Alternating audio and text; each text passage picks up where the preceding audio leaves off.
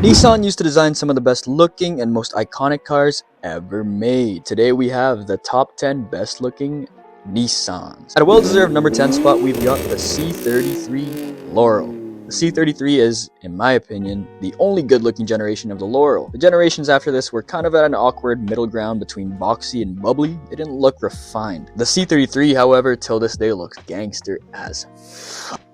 The body lines are so simple yet well put together. Honestly, I would take one of these over its well-known rival, the JZX80 Toyota Chaser, any day of the week. Number 9 is the D21, famously nicknamed the hard body for its super sturdy double-walled bed. This is one of those classic trucks that is heavily underappreciated by the general public. And honestly, I'm still gonna put it at a comfortable number 9 spot. From a glance, it looks like it's just some old truck, which it is, but throw on a fresh paint job, polish up the chromes, and slam the piss out of it, and I would without a doubt take one of these over any 20th century American pickups. Specifically the facelift models that ran from 1991 to 1997.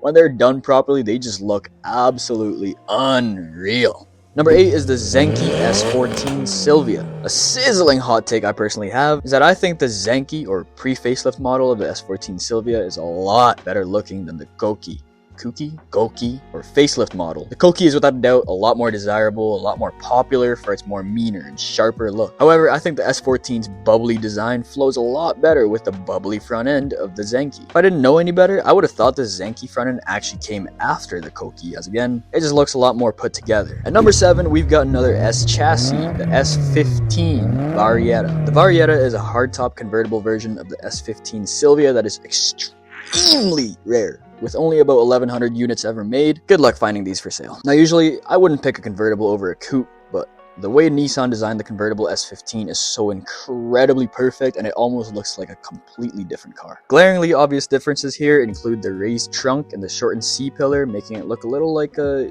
Australian Ute, and I love it to bits. Number 6, we have the 4-door R32 Skyline. The R32 sedan gets heavily overshadowed by the legendary Godzilla, the R32 GT-R. On that topic, almost every 4-door sedan version of the Skyline, no matter what generation, gets overshadowed by the 2-door coupes, let alone the GT-Rs. The exception with R32, however, is that the 4-door version actually looks good. Yes, I am indeed implying that the 4-door R33 and R34 Skylines, they're not the prettiest, but with the R32 sedan, they somehow almost made it look sleeker and sharper than the 2-doors. Rightfully so, the GT-R model specifically does look better still, so don't worry. Number 5 is the most gorgeous Japanese wagon ever made. It would be unrealistic if I didn't put any wagons in my top 10. This car is just sick.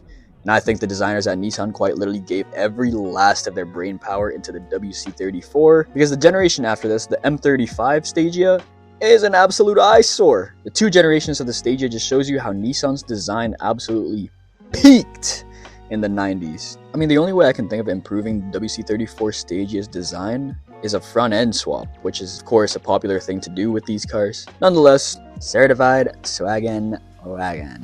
Number 4 is the R31 Skyline GT-R. The R31 as a whole is a forgotten generation of the Skyline, mostly due to the fact that they never had a GT-R version. However, you can tell the R32 GT-R was derived from GTS-R's design from the overall shape, and most prominently seen in the B and C pillar arrangement. In American terms, I believe the GTS-R is like an OBS R32 GT-R, and that is exactly what makes it land at number 4 spot on this list. At number 3, we've got the A31 Cefiro.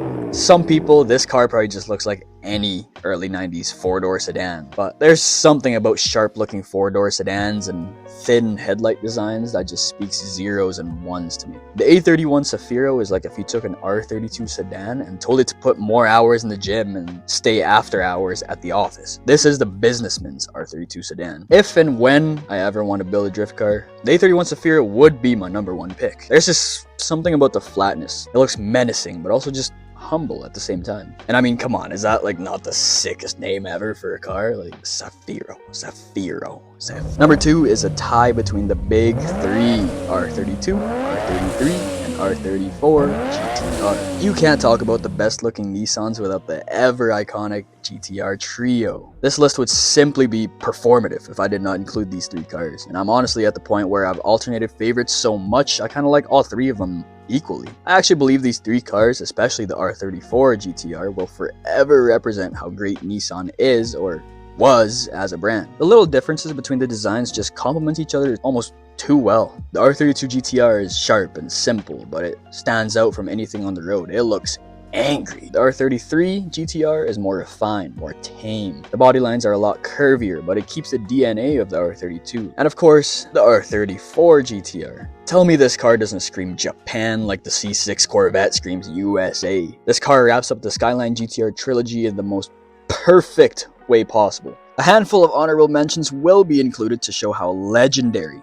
Nissan's designs really are, starting with the S13 Coupe, S15 Spec R, L11 Grand Lavina, N14 Pulsar GTI-R, the R390 GT1, 2017 to 2023 R35 GT-R, the KPG C10 or Hakoska GT-R, and last but not least, the 300ZX. Which brings us not a lot of options for number one, so what could it be?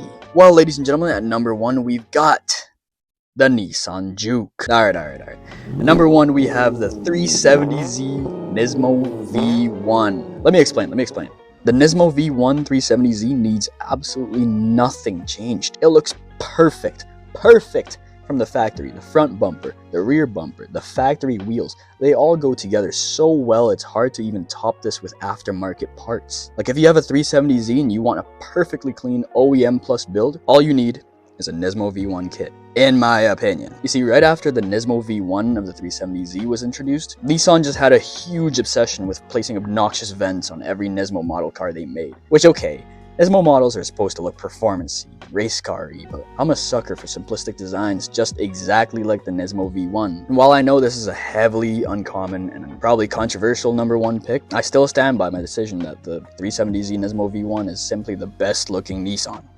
Period. Thank you every single one of you for making it this far. If you like this video, I've got other top 10 videos up on my channel already and more content to come, so I would highly appreciate it if you hit that subscribe button. Let me know what other brands I should do. Let me know your top 10 Nissans in the comments below, and I hope you all have a great rest of your day, week, month. See ya.